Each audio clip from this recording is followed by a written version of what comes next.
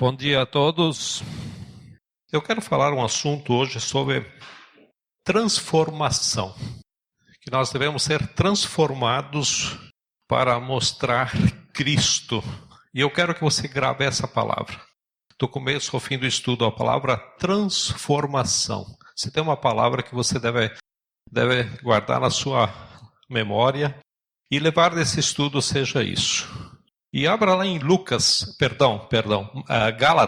Gálatas, o último capítulo de Gálatas, que é o capítulo 6, e nós vamos ver os últimos versículos desse livro que o apóstolo Paulo, ele está falando, a nova criação, né? Está falando para esse povo. Gálatas capítulo 6, do versículo 11 ao 17.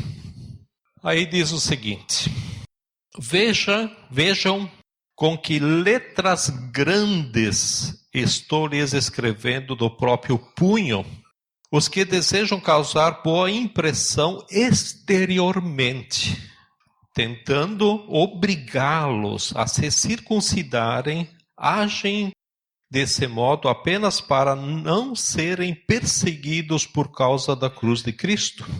Nem mesmo os que são circuncidados cumprem a lei. Querem, no entanto, que vocês sejam circuncidados a fim de se gloriarem no corpo de vocês.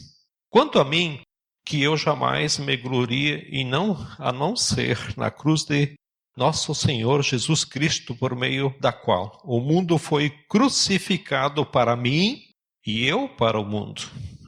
De nada vale ser circuncidado ou não. O que é importante é ser uma nova criação. Paz e misericórdia estejam sobre todos os que andam conforme essa regra e também sobre o Israel de Deus.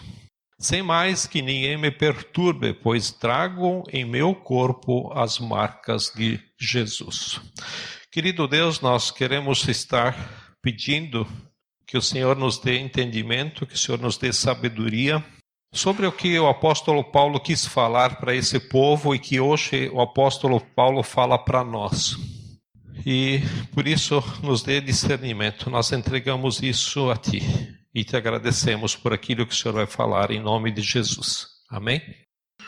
Nessas últimas palavras de Paulo aos Gálatas, ele deixa o seu recado final de tudo o que ele vinha dizendo desde o início, desde o primeiro capítulo. E ele começa no capítulo 1 falando de um outro evangelho, ou seja, de um falso evangelho. Uma tentativa de manter pessoas fora do foco da vida em Cristo, também ele menciona isso, judaizantes, querendo trazer de volta sacrifícios pessoais, rituais, onde Jesus já fez através da cruz, e não o que nós deveríamos fazer para alcançá-lo. Também fala do seu amor, né? A presença do seu Espírito no meio do povo. Também ele fala da transformação interna de cada um. Fala da luta contra as obras da carne, sendo gente de Deus, gente cristã que dá frutos no Espírito. De Deus também ele fala que não se zomba, o homem ele colhe aquilo que ele semeia. Semeia nos seus relacionamentos, nas relações e na vida com Deus. E agora parece que ele pega a caneta e começa dando um recado, dizendo: você está vendo que a letra mudou aí nesse final?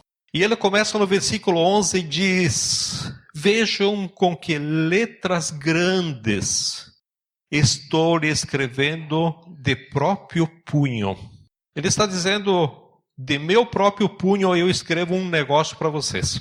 Essa galera que tem prazer e ostentação na carne, gente que se orgulha do que tem e do que faz, quer crescer e ser honrado e se orgulhar no seu sacrifício. Ele usa um exemplo que é o da circuncisão. E aqui fala que todo menino judeu ao 8º dia de vida cortava a pele do prepúcio. E todos os homens que se convertiam ao judaísmo tinham que se circuncidar, que era uma marca, ou seja, marca de todo judeu. A circuncisão era um símbolo. Aquela marca dizia que aquela pessoa estava consagrada. Circuncisão significa a marca de que Deus está com ele. Aí quem se convertia ao judaísmo, é lógico, tinha que se circuncidar. Aqui Paulo começa a dizer, esses caras querem ter prazer na sua carne. Eu não sei se você já viveu com gente que não se preocupa se você está se sentindo bem ou não. Ele está preocupado se você está cumprindo as regras. Não sei se você já trabalhou ou conviveu com gente assim, né? Por exemplo, a pessoa diz, olha, tem que ser feito desse jeito. Mas, cara, pensa bem, não pode ser diferente, não pode ser feito assim, porque aquelas pessoas vão sofrer. Eu não quero saber, regras são regras. E aí você cumpre as regras, as pessoas são prejudicadas e esse que manda diz, olha que bonito, eu estou feliz, a regra foi cumprida. Ele tem prazer no cumprimento da regra, mas ele não tem prazer no bem-estar das pessoas, elas que se danem. Tem escolas que são assim. Se os alunos estão se sentindo bem ou não, que se dane. Nós queremos cumprir esse método. Esse método tem que ir até o fim. Tem igrejas que são assim. Olha, tem que dar o estudo desse jeito, tem que ter grupos de estudo desse jeito. Se as pessoas gostam ou não gostam, não quero nem saber. O que importa é isso ser feito. Para nós dizermos, olha só o relatório, né? Temos não sei quantos números, fizemos X, fizemos Y, e se vangloriam. Parece que o orgulho e a glória não está no fato de que alguém foi beneficiado ou foi abençoado, mas apenas naquele procedimento foi feito. Tem pai que é assim. Se o filho vai se sentir bem ou não, ele nem está se importando com isso.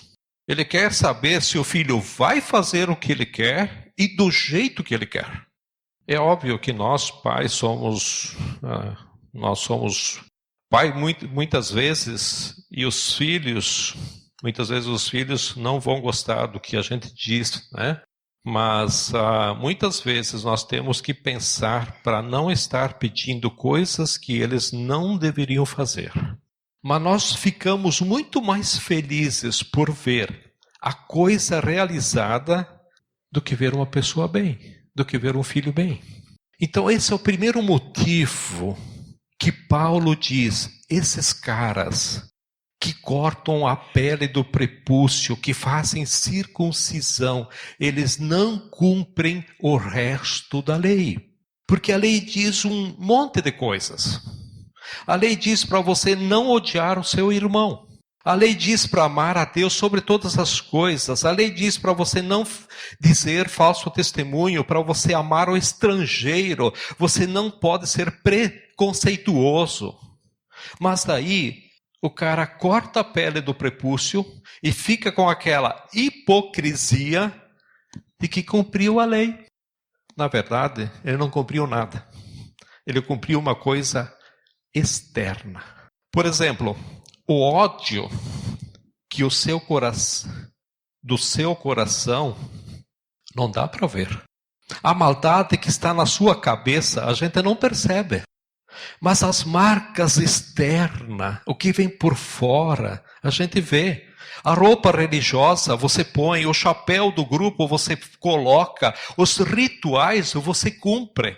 As palavras ficam te obrigando a fazer as coisas externas porque essas pessoas fazem. mas elas não cumprem as internas e querem ficar felizes dizendo, tá vendo? Olha só. Ah, você entrou aqui no grupo? Aqui não pode fumar. Aqui não pode beber. Aqui não pode usar palavrão. Ou aqui não pode usar essa roupa. Aqui não pode usar esse cabelo. Aqui não pode fazer isso. Aqui não pode dar a mão. Aqui se crê em dom. Ninguém pode. Aqui não se crê em dom. Então ninguém pode ter dons. Ah, não, peraí. Aqui se crê em dom. Aqui precisa ter dons. Ah, mas eu não tenho dom. Não importa, faz alguma coisa. Porque aqui tem que ter. Gente que se preocupa com a aparência e quer te obrigar a ter a mesma aparência, não se importando com quem você de verdade é. Ou com o que Paulo está dizendo aqui no final do versículo 13, a fim de se gloriarem no corpo de vocês. O mais incrível é que o próprio Paulo nos ensina em outro texto que num cristão a verdadeira circuncisão não é a marca do seu prepúcio, mas é a marca do seu coração. Cristo nos ensina que o mais importante não são as coisas externas que a religião trazia na época, mas de verdade aquelas internas eram marcas muito mais visíveis nas atitudes e nos relacionamentos. Porque tem gente que acredita que se eu mudar por fora, eu vou mudar por dentro. É isso que eu quero dizer, que a gente veste a roupa da religião, veste a roupa, veste o chapéu. Porque tem gente que acredita que se eu mudar por fora, eu vou mudar por dentro. Que se eu fizesse o ritual, eu vou melhorar espiritualmente. Então a pessoa se submete a algumas regras. Se eu cortar a pele do prepúcio, minha alma vai flutuar, eu vou ser muito mais espiritual. Acha que as práticas externas são capazes de moldar o meu ser? Tem gente que pensa assim. Tem gente que age assim. Tem gente que vive assim.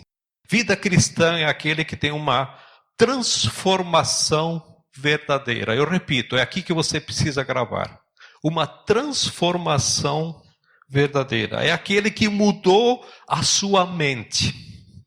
É aquele que tem o seu sentimento e o seu coração tratado. O seu coração moldado. É aquele que se enxerga e se arrepende.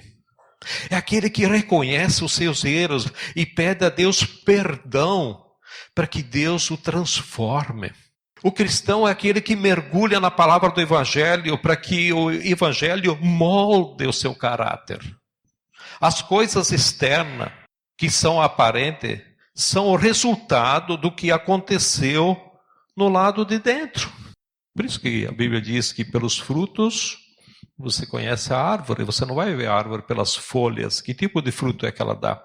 Aí nós temos a transformação de dentro para fora. Eu sempre dou o exemplo do grão de trigo, né? Às vezes quando o abismo ligado, né? Você planta o grão de trigo e se você observar o grão de trigo, ele começa a abrir de dentro para fora. Ele não abre de fora para dentro, ele não racha a casca, não, ele começa a inchar de dentro para fora, porque ele surge a transformação e não de fora para dentro. E muitos cristãos usam essa religiosidade, essa capa, se mostra por fora algo, mas lá dentro nada. Do que você se orgulha? O que faz de você uma pessoa feliz? Uma pessoa satisfeita no que se refere à sua vida espiritual, na sua vida cristã, na sua vida religiosa.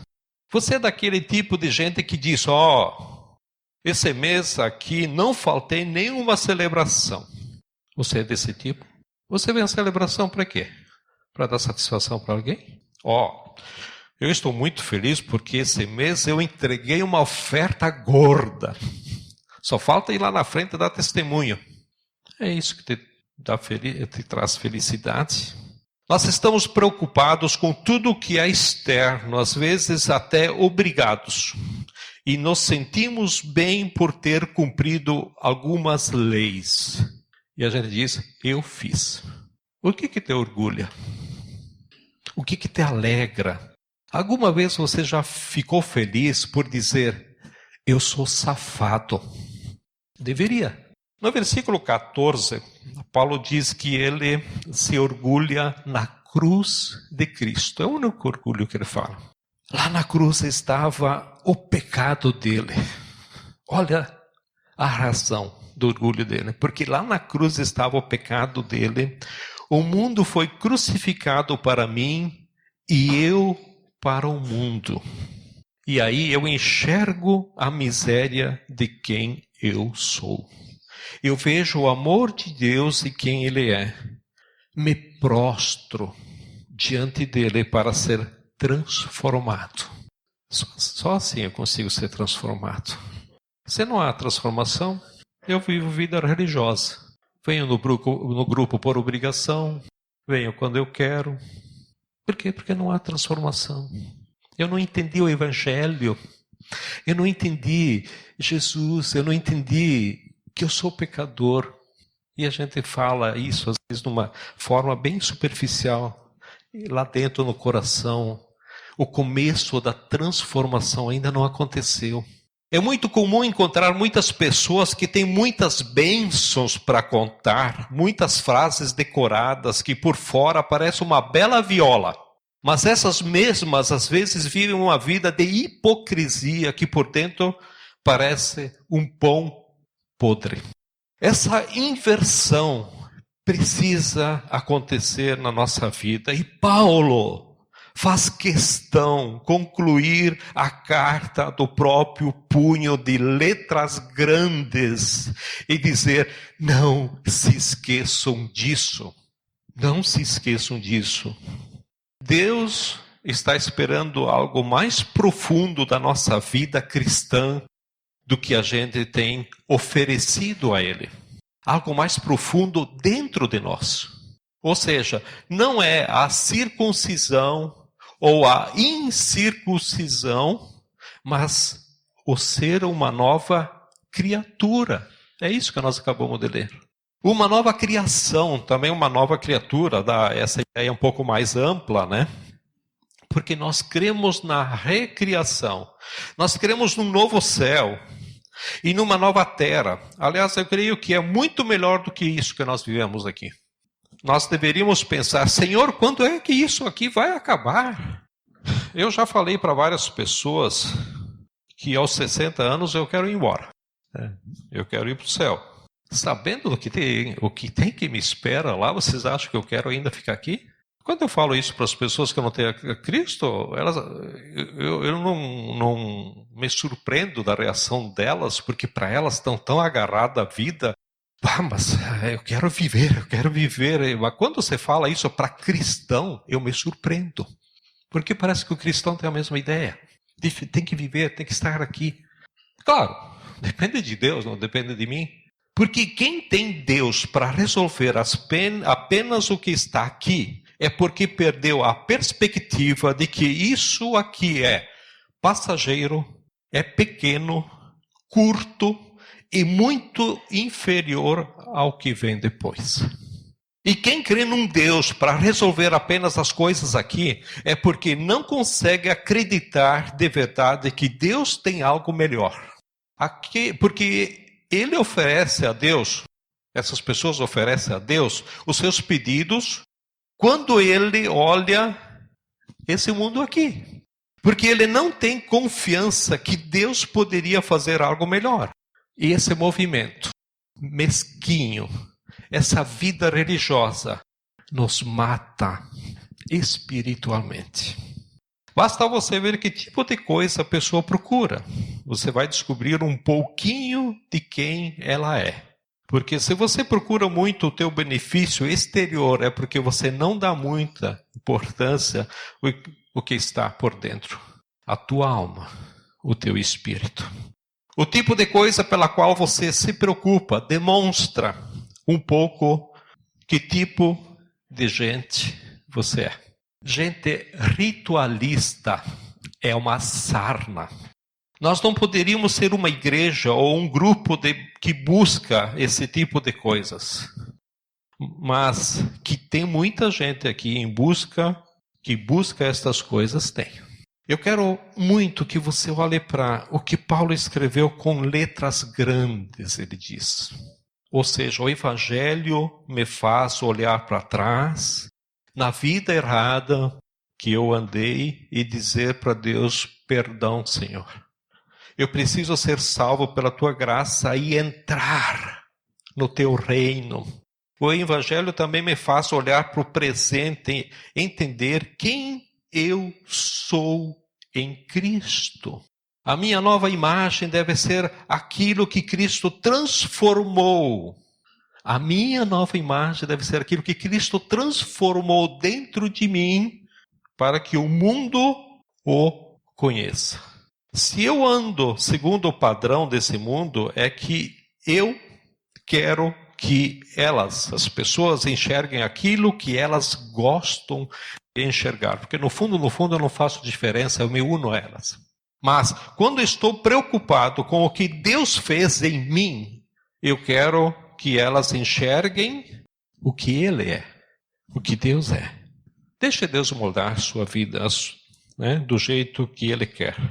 Para que as pessoas vejam em você a imagem deles. Se diz que nós somos a imagem de Deus, a semelhança de Deus deve ter transformação.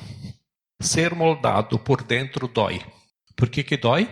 Porque é tomar a cruz de Cristo, negar a mim mesmo e segui-lo. Nós achamos que Deus entra na nossa vida, né? É muito bonita aquela música do Danese, né? Entra na minha vida, entra na minha casa. Então nós achamos que Deus entra na nossa vida, eu convido Ele para morar no meu coração, isso é verdade, tem que ser, para fazer as coisas que nós precisamos, mas Ele disse, quem quiser vem após mim, não sou eu que vou após você, não sou eu que vou te seguir, é isso que Jesus disse, e andar onde você anda, é você que vai andar onde eu ando. Então, mano, o seguinte, joga fora o que você é e o que você tem e me siga no caminho que eu estou. E isso dói um pouco. Não sou eu que vou entrar na sua casa. É isso que Jesus está dizendo. E na sua vida é você que tem que entrar no meu reino. Conversão é uma entrega em que o Evangelho nos faz olhar para o futuro. É viver um pouco do reino eterno, já nesses dias, enquanto o mundo está perdido. Se o reino não consegue ser visto neste mundo pelas leis criadas pelos homens decaídos, pelo menos dentro de nós e entre nós, isso tem que acontecer. Por aqui dá para começar nivelar que nível de cristão é que eu sou. Porque esse é o objetivo do Evangelho. O Evangelho nos anuncia o que Deus fez por nós e nos convida a entrar nesse reino para sermos moldados por esse mesmo Rei, Senhor, que passa agora a habitar em nós. Então, às vezes, nós convidamos Jesus, Ele é meu Senhor, meu Salvador pela fé, mas eu não entro no reino dele. Paulo fala aqui que nós não devemos nos orgulhar nessas coisas externas. Não tem nenhum problema se você andar de ônibus ou a pé. Não tem nenhum problema. Nenhum problema se você tiver pouca grana. Nem se nesse inverno você tiver só 2 blusas, ou se você tiver 50, não importa. Nenhum problema. Se as pessoas vão olhar para você e ver a sua bota nova, ou vão ver a mesma bota que você usou há 2 ou 3 invernos passados, isso não importa. Na verdade, o que as pessoas mais precisam olhar dentro de você, sabe o que é? Não você.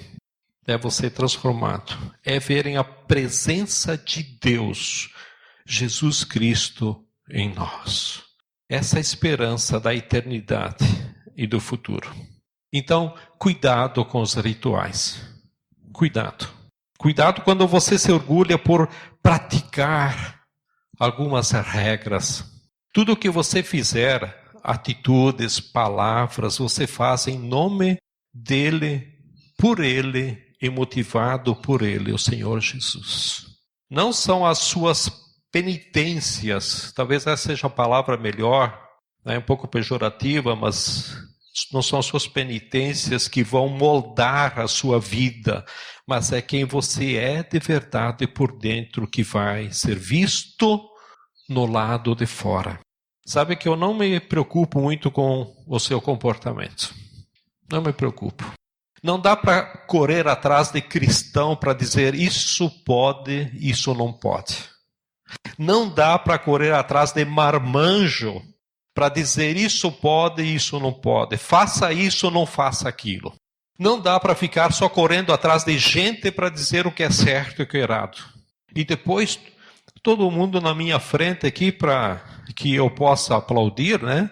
Aqui na hora do estudo, para que faça certinho e a gente diga aqui na frente, olha que beleza, né? Nesse grupo só tem gente certa. Quem faz errado, a gente põe para fora. Deus já colocou todos nós para fora, embora nós estejamos aqui dentro. O que realmente importa é se eu e você entendemos quem somos, o que de verdade é o pecado, e nos prostramos diante de Cristo para sermos, novamente, eu repito, transformados. Tem que haver transformação. Primeiro arrependidos, para sermos perdoados e transformados. O nosso comportamento externo é o resultado disso. O jovem não vai deixar de transar, porque no estudo o Prede falou que não pode. Você não vai falar que não pode fazer isso ou aquilo, porque a igreja diz que é proibido. Você não vai fazer porque Cristo habita em você. É essa a razão. Você não vai fazer porque você foi transformado. E o pior é que quando a gente quer falar o evangelho com regras, as palavras que dizemos sobre Deus, não funciona. Porque o nosso caráter e comportamento fala mais alto do que as nossas leis ou as nossas normas. E a hipocrisia das nossas palavras é nojenta a esse mundo ali fora. É por isso que ninguém está a fim de ir para dentro de uma igreja.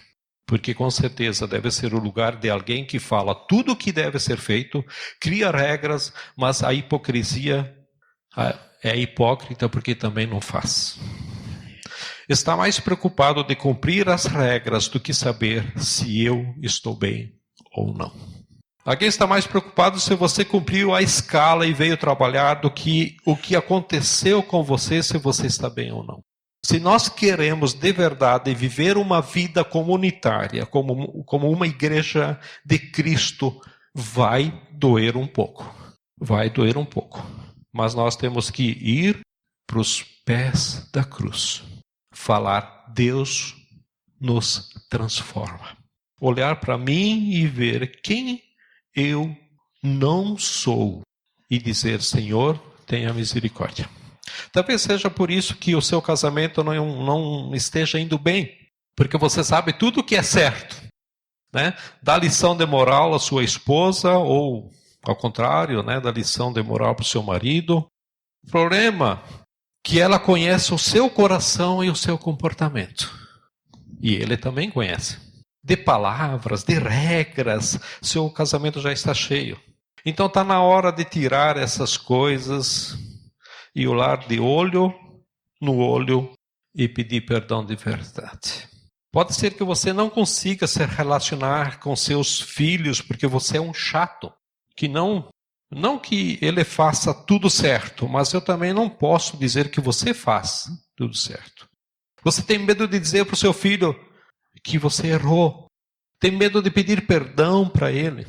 E você acha que tudo que vem de cima para baixo está certo. Não, eu sou pai. Você vai ter que ser assim. Eu sou o chefe. Eu sou responsável. Eu sou líder. E outros títulos que você quer dar, né? Então você acha que tudo que vem de cima para baixo está certo.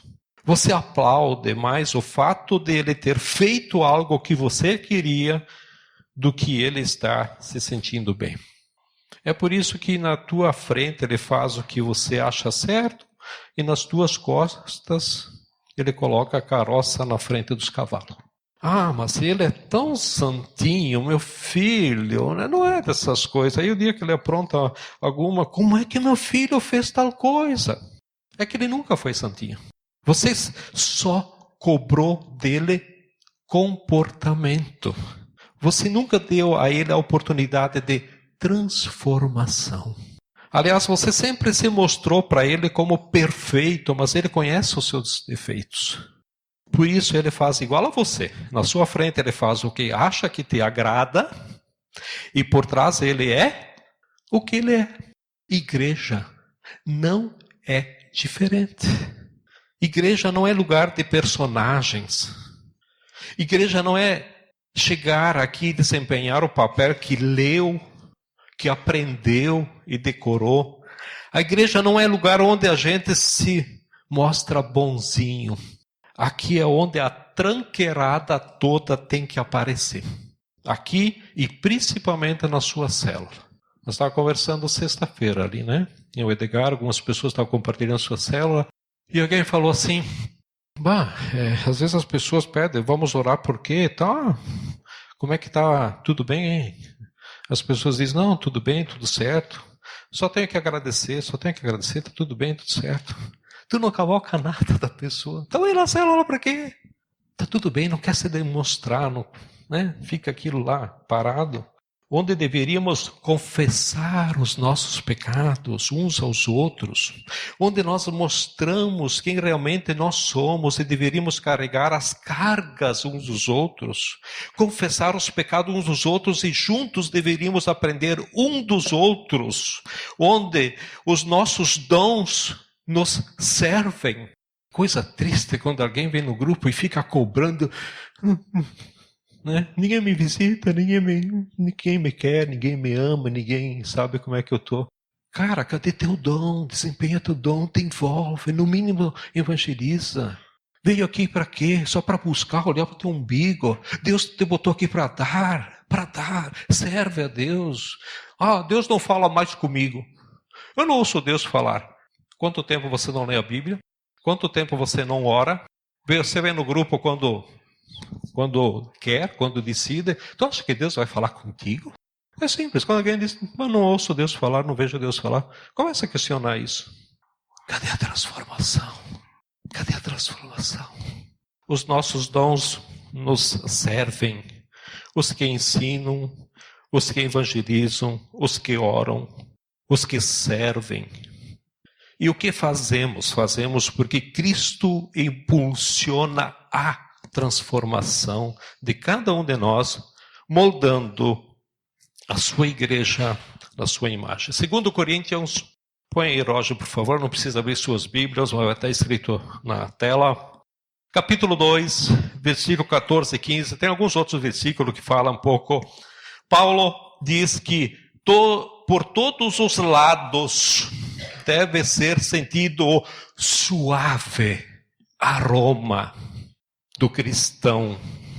Mas graças a Deus que sempre nos conduz vitoriosamente, não derrotados, vitoriosamente em Cristo por nosso intermédio, exala em todo o lugar a fragrância do seu conhecimento. O outro versículo, porque para Deus somos o quê? O aroma. Nós somos o aroma. O aroma de Cristo entre os que estão sendo salvos e os que estão parecidos. É isso que Paulo diz que por todos os lados deve ser sentido o suave aroma. O cheiro do conhecimento de Deus. de alguém que chega perto de você e... Você conhece a Deus? Por que você está falando? Espera um pouquinho. O jeito que você falou, a preocupação que você teve, isso não é comum entre os seres humanos. E a coisa mais triste, e eu vou encerrar com essa figura, é quando alguém diz para você assim: você é cristão? Aí você pergunta: é porque o evangelho tem outro cheiro. Aí você pergunta: por quê? Você está me perguntando se eu sou cristão. Porque você tem outro cheiro, você tem o aroma, o bom perfume, a transformação. Você não veio com 2 pedras nas mãos. Todo mundo queria me apedrejar, porque eu sou uma prostituta. E você disse: quem não tiver pecado que atire a primeira pedra. Tudo bem que você falou: vais e não peques mais. Mas você não me tratou como os outros me tratam. Você falou comigo, mesmo eu sendo mulher samaritana. Você me pediu água. A gente bateu um papo. Você é cristão? Por quê? Porque todo mundo fala que eu sou pecador, sou sujo, sou imundo, sou leproso. E você veio e me abraçou? Você é cristão? Porque você está me perguntando? É pelo cheiro. Porque aqui só tem cobrador de imposto, publicanos, cobrador de regras. Você chegou numa boa, você sentou, trocou uma ideia, tomou um café. Deixa eu te perguntar um negócio. Você é cristão? Por que está me perguntando? Porque você me convidou para um banquete que só tinha outros pecadores e publicanos. E ninguém nunca me convidou para intimidade. Sempre me trataram como cabeça de gato, como mais um número. E você me tratou na minha individualidade. Você é cristão? Você vai numa igreja? Por que você está me perguntando? Porque você se colocou no meu lugar. Você se colocou na minha dor, me ajudou a andar, dividiu comigo a carga. Isso não é comum. Isso é muito triste. Saber que Deus se fez homem em Cristo para que conhecêssemos a sua glória no unigênito do Pai. E depois de ter subido aos céus, Ele passa a habitar em nós para que fôssemos a sua imagem. E a gente apresenta o quê? Um monte de imagens que a religião nos coloca em cima e não conseguimos transparecer Cristo aonde nós estamos. Atrapalhamos Deus de mostrar a sua imagem ao mundo e queremos muito que as pessoas reconheçam a nossa imagem.